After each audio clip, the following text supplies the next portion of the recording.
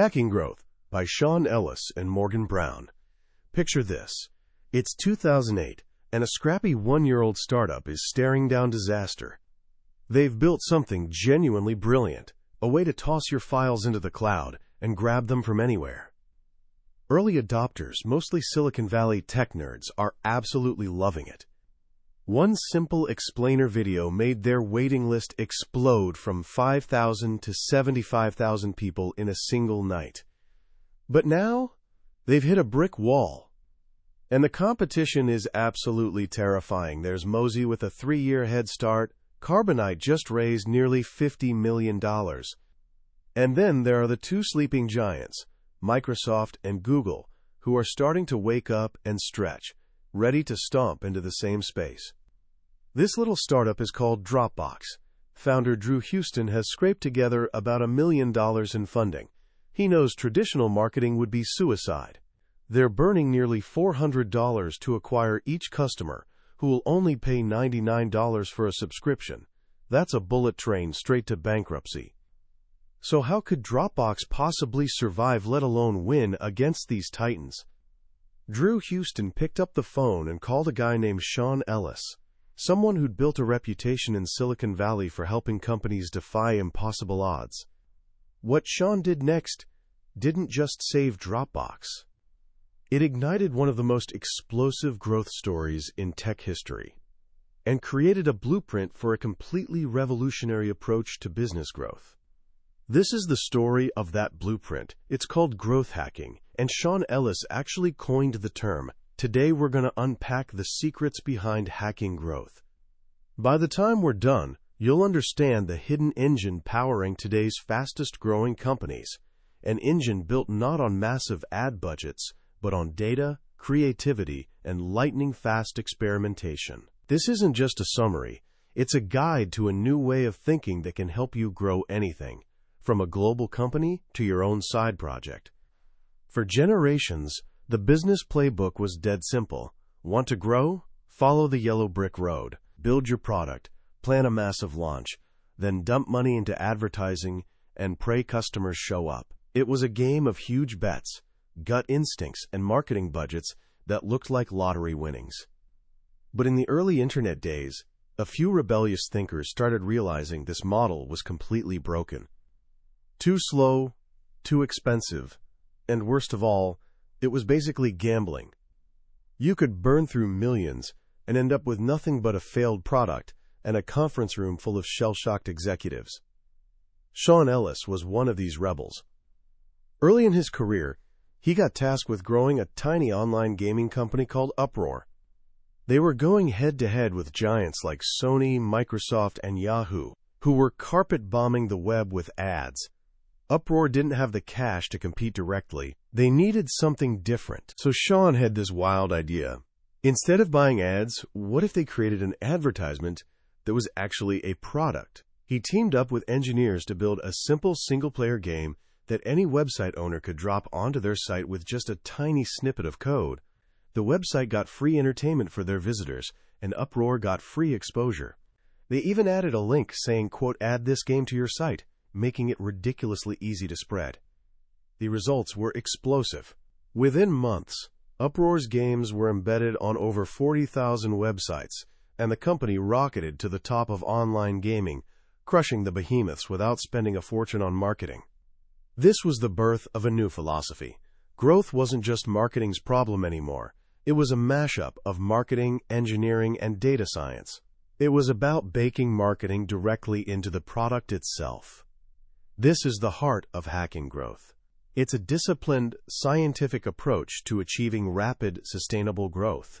It replaces the old playbook of big bets and wishful thinking with a system of rapid-fire experimentation. So how does it actually work? The first and most crucial step is assembling the right team. Traditional companies work in isolated bubbles. Marketing talks to marketing, engineers talk to engineers, and the product team lives on its own planet. This structure is painfully slow and inefficient. Ideas get lost in translation, and opportunities slip through the cracks because nobody's connecting the dots. A growth team, though, it demolishes these silos. It's a small, cross-functional squad with one laser-focused mission: growth. There's a growth lead who acts like a player coach, managing the process while getting their hands dirty. You've got a product manager who understands users and product vision, software engineers who can actually build and launch experiments, marketing specialists who know how to reach customers, and critically, a data analyst who can dig into the numbers and uncover hidden truths about user behavior. The BitTorrent story perfectly illustrates this. For years, the company was spinning its wheels. Their popular desktop software had stalled, and they were embarrassingly late to mobile. The company was organized in traditional silos: marketing, product, engineering, and these groups barely spoke to each other. Then this product marketing manager named Annabelle Satterfield started asking questions. She noticed that tons of users on the free mobile app weren't upgrading to the paid Pro version. The product team had all these theories about why. But Annabelle did something radical. She just asked the users directly. The number one answer from her survey absolutely stunned everyone. Most users had zero clue a paid version even existed. The team thought they'd been aggressively promoting it, but their attempts were basically invisible. So Annabelle teamed up with product and engineering, breaking through the company's silos for the first time, and they tested a simple fix: slapping a super visible upgrade button right on the app's home screen. The result was immediate and jaw-dropping. Revenue from upgrades jumped 92% overnight. This small win created a tidal wave effect. Engineers, fascinated by this data-driven approach, started pestering Annabelle with, "What else can we try?" This newly collaborative team discovered dozens of other high-impact improvements, rocketing the mobile product past 100 million installs. More importantly, they fundamentally transformed BitTorrent's culture from a company strangled by silos to one aligned around fast-paced, collaborative growth. But even with the perfect team, there's one cardinal rule you absolutely must follow before you start sprinting toward growth. Ignore it, and you risk becoming another cautionary tale like Breakout. Breakout was a professional networking app on Facebook, hyped as the LinkedIn killer. Their growth team engineered a brilliant hack of Facebook's invite system, letting users invite hundreds of friends with just a few clicks. The tactic turbocharged their growth. They exploded from 4 million to 25 million users in just 3 months. There was just one massive problem. When people actually used the app, they found it empty and disappointing. There wasn't much to do. The product didn't deliver on its promise. The wave of new users quickly became a flood of departures. Breakout had put the cart way before the horse. They'd pushed for explosive growth before creating what the authors call a must-have product. So how do you know if your product is actually must-have? Sean Ellis developed a simple but incredibly reliable survey to answer this. You ask your active users one critical question: how would you feel if you could no longer use this product? The possible answers are very disappointed, somewhat disappointed, or not disappointed. Through working with hundreds of startups, Sean discovered a magic number. If 40% or more of your users answer very disappointed, you've got a product with serious growth potential. You've found your core audience who genuinely loves what you've built. Below that 40% threshold, you've got more work to do before hitting the gas. Your first job is figuring out why people aren't falling in love with your product. This brings us to the core of growth hacking, the aha moment. The aha moment is that precise instant when a user truly gets the core value of your product. It's when everything clicks. For Yelp, it was discovering an amazing local restaurant through trusted reviews. For Facebook, it was seeing photos and updates from friends and family for the first time. For Dropbox, it was the magic of effortlessly sharing a file with someone. The entire goal of the initial growth phase is identifying this aha moment and getting as many new users to experience it as quickly as humanly possible. This usually requires deep diving into your data. Twitter, in its scrappy early days, struggled with growth. Lots of people signed up but then ghosted the service. By analyzing user data, the growth team made a critical discovery. Users who followed at least 30 other people within their first few days were far more likely to become active long-term users. That was the tipping point. Following 30 people created a steady stream of interesting content in their feed, which was Twitter's aha moment. Once they figured this out, the team completely redesigned the new user experience, with one laser focus: helping new users follow 30 accounts as fast as possible. Facebook's growth team discovered something similar. They found that new users who added at least 7 friends in their first 10 days were the ones who stuck around. So they re-engineered the sign-up process to be entirely about finding and adding friends, stripping away everything else that distracted from that goal. Once you've got your team, confirmed you have a must-have product with a clear aha moment, you're ready to fire up the engine. The growth hacking process is a continuous 4-step cycle. Step 1. Analyze. This is where you dive deep into data and gather insights from user surveys to understand behavior. You're hunting for patterns, friction points, and opportunities. What are your best customers doing that others aren't? Where are people dropping off? Step 2. Ideate. Based on your analysis, the team brainstorms as many experiment ideas as possible. No idea is too crazy at this stage. The key is generating high volume. Each idea gets formatted with a clear hypothesis. If we make this change, we expect this metric to improve by this much. Step 3. Prioritize. You can't test everything, so you need a ranking system. The authors recommend the ICE scoring system. Each idea gets scored 1 to 10 for its potential impact, your confidence it'll work, and the ease of implementation. Average the scores, and the ideas with the highest ICE scores get prioritized for testing. This simple system brings objectivity to what can become an emotional debate about which ideas are best. Step 4. Test. This is where you run the prioritized experiments. The team launches tests, collects data, and then the cycle begins again, with test results feeding into the next round of ideas. This entire cycle runs through a weekly growth meeting. This isn't some long, meandering brainstorming session. It's a focused 1-hour meeting where the team reviews key metrics, discusses recent experiment results, and selects experiments for the coming week. This disciplined rhythm enables high-tempo testing. The companies that grow fastest are the ones that learn fastest, and the more experiments you run, the more you learn. Now let's look at how this cycle applies to the key growth levers: acquisition, activation, retention, and monetization. First up is acquisition, getting new customers. The old way was blasting your message everywhere. The new way starts with finding what the authors call language market fit. This means discovering the exact words that resonate with your target audience and motivate them to try your product. Think about the first iPod launch. The market was already crowded with MP3 players, all described with technical jargon about megabytes and file formats. Steve Jobs sliced through that noise with one simple, captivating phrase: 1,000 songs in your pocket. He wasn't selling hardware. He was selling a magical experience. He'd found language market fit. Growth teams find this fit through relentless A/B testing. Upworthy, a media site famous for viral headlines, requires writers to generate at least 25 different headlines for every single story. They test the best ones on small audience segments to see which gets the most clicks and shares before rolling it out to everyone. They've turned headline writing from art into science. Once you've got your messaging nailed, you need to find the right channels to deliver it. This is channel-product fit.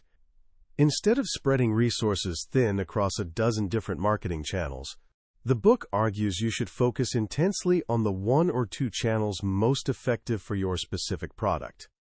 And sometimes, the most effective channel's one you build yourself.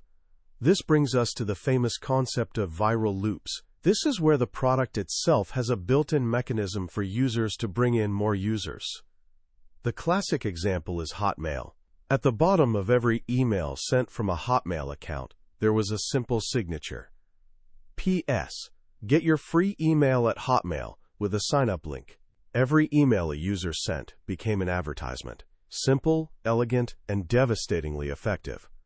But the most famous modern example is the one that saved Dropbox. Remember, Dropbox was hemorrhaging cash, trying to acquire customers with paid ads. Sean Ellis and the team knew they had a product people loved and were already telling friends about. The problem was this word of mouth wasn't spreading fast enough. They needed to amplify it. They brainstormed a referral program, similar to what PayPal had used. But PayPal paid users cash for referrals, something Dropbox couldn't afford. Then they had a breakthrough insight. What was the one thing their users valued more than cash? More storage space. They quickly built a referral program, offering both the referrer and the new user an extra chunk of free storage. It was a double-sided incentive, perfectly aligned with the product's core value. As soon as the program launched, invites flooded out. Sign-ups from referrals jumped 60%. But they didn't stop there. For weeks, the team relentlessly optimized every single element: the messaging, the invite email design, the user experience. They used high-tempo testing to find the most potent combination.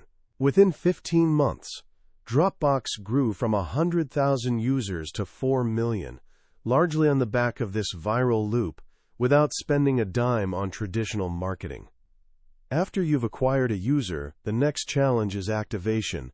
This is getting them to actually use your product and experience that aha moment. A huge percentage of users who sign up for a service or download an app never become active. The key to improving activation is eliminating friction, anything making it harder for a user to accomplish their goal. This could be a confusing sign-up form, a slow loading page, or too many steps to complete a simple task. Growth teams map out every step a user must take to reach the aha moment and create a funnel report to see where people are dropping off. Then they run experiments to patch the leaks. Sometimes this means simplifying things, like using single sign-on buttons from Google or Facebook to make creating an account a one-click process. Other times, it means flipping the funnel, letting users experience the product's value before asking them to sign up. For example, the online payments company Stripe lets developers start playing with their code immediately, only asking for account details when they're ready to process real money. They remove the friction of signing up and let the product sell itself. But here's a fascinating twist. Not all friction is bad. Sometimes you need to add positive friction to guide users and help them learn. Video game designers are masters of this.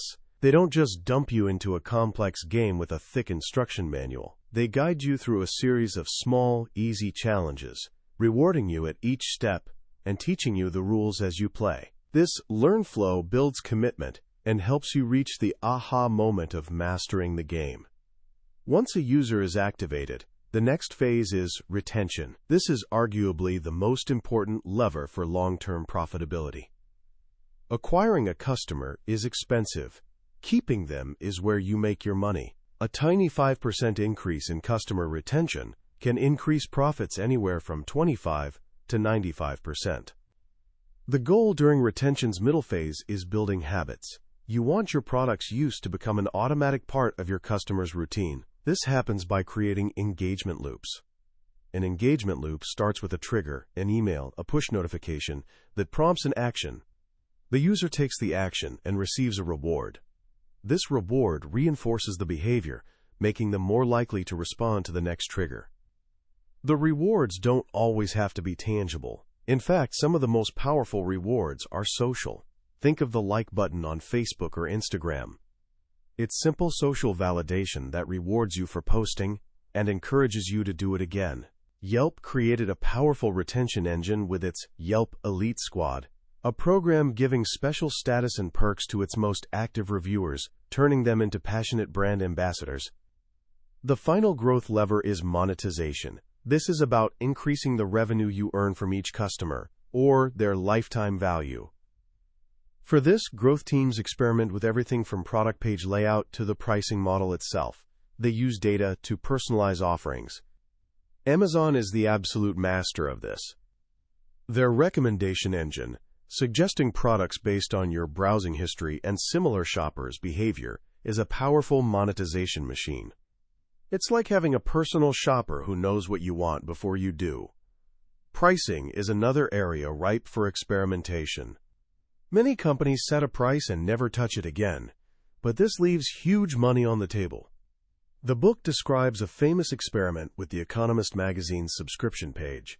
They offered three options: an online-only subscription for $59, a print-only subscription for $125, and a print and web combo for also $125. That print-only option seemed completely useless. Nobody chose it. But when researchers removed it and offered just the two other options, something surprising happened. Far more people chose the cheaper web-only option. Why? The print-only option, while seemingly useless, acted as a, quote, decoy. It made the print and web combo look like an incredible deal, anchoring people's perception of value and pushing them toward the higher-priced option. This is the power of pricing psychology. Finally, the book emphasizes that growth is never done. Companies must create a virtuous growth cycle. Success can breed complacency, and complacency leads to a growth stall. Even the most successful companies can hit a plateau if they stop experimenting. The team at growthhackers.com, the community Sean Ellis founded, experienced this firsthand. After explosive growth, their traffic suddenly flatlined for 3 months. They were stalled. When Sean investigated, he discovered the ironic truth. In their success, they'd stopped practicing what they preached. They'd run fewer than 10 experiments in the entire quarter. He immediately rallied the team. They committed to running a minimum of 3 experiments every single week, prioritizing growth over everything else. The effect was immediate. They pulled out of the stall and entered an even steeper growth trajectory, nearly doubling their traffic in the next quarter. This is the ultimate lesson of hacking growth. It's not about finding one magic bullet. It's about building a machine. A machine that's always learning, always testing, always pushing boundaries. It's a philosophy of relentless curiosity, a commitment to data over gut feelings, and a belief that with the right process, explosive growth isn't about luck, it's about science. As we wrap up our journey through hacking growth, I want to pause and reflect on what makes this book so powerful, especially for someone like you standing at the beginning of your own creative and professional journey. On the surface, this book appears to be about business tactics, A/B testing, viral loops, conversion funnels, and it is. But underneath all that lives a much deeper, more profound idea. It's about a new way of approaching problems, a mindset you can apply to almost anything you want to build or improve in your life. The core message is this: growth is not an accident. It's the result of a deliberate, scientific process. For centuries, we've mythologized success. We talk about lightning in a bottle, lucky breaks, and overnight sensations. We look at companies like Facebook, Airbnb, and Dropbox and assume they were just brilliant ideas that took the world by storm. This book pulls back the curtain on that myth and shows us the truth. Their success wasn't the result of a single stroke of genius. It was the result of 1,000 small experiments. It was methodical, relentless, and often unglamorous work. Testing, learning, and iterating, day after day. This is an incredibly empowering idea. It means you don't have to be Steve Jobs to build something amazing. You don't need a massive budget or a team of marketing gurus. What you need is curiosity, a willingness to be wrong, and a system for learning as fast as you can. Think about something you want to grow right now. Maybe it's a YouTube channel, a school club, a personal blog, or even just a skill you want to master. Growth hacking principles apply directly. First, you need to find your aha moment. What's the core value you're offering? For a YouTube channel, it's not just the video. It's the feeling viewers get when they learn something new or laugh at a great joke. Your first job is figuring out what that feeling is and delivering it as quickly as possible. Next, you run experiments. Don't just guess what'll work. Test it. Try a different title on your video. Post at a different time of day. Change your script's opening line. Each one is a tiny experiment. Most will fail, and that's totally okay. The goal isn't being right every time. The goal is learning. Each failed experiment teaches you something valuable. This is a profound shift from how we're often taught to think. In school, you get penalized for being wrong. In the world of growth hacking, you get rewarded for how fast you learn from being wrong. So here are a couple of simple things you can do right now to start thinking like a growth hacker. First, pick one project you're working on. Ask yourself that critical question from the book: how would your users, your friends, or your audience feel if this no longer existed? Be brutally honest with the answer. This will tell you if you've truly created something must-have. Second, run one small experiment this week. Just one. It doesn't have to be complicated. Change a single variable and measure the result. Maybe you change the subject line of an email to your club members, or you try a different opening hook in a presentation. The outcome matters less than the act of testing. You're building the muscle of experimentation. The world's moving faster than ever. The old playbooks are becoming obsolete.